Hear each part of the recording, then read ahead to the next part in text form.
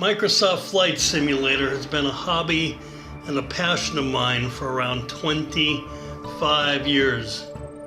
This is not a game. If you don't know what to do and what all those buttons mean and what's going on around you and what speeds the airplane does what at and all kinds of stuff like that, and I've had a lot of practice, you wouldn't be able to land the airplane in good weather, let alone a storm like this. A couple of weeks ago, this is me flying into Savannah, Georgia. I picked Savannah on purpose. They were having a horrible thunder and lightning storm that night with torrential rain, and that's always challenging for a pilot.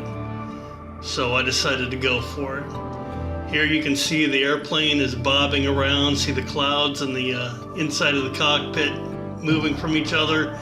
That's because it's real stormy, there's real turbulence, and those are the real winds. I have a program that gets the weather from all over the country and puts it right there in my flight simulator. Whatever's happening in Savannah was happening to me right there. So coming through here, we were bouncing around. There was plenty of rain and plenty of lightning. Now we fast forward a little bit and we're on final approach to the runway. You see some lightning there, more happening.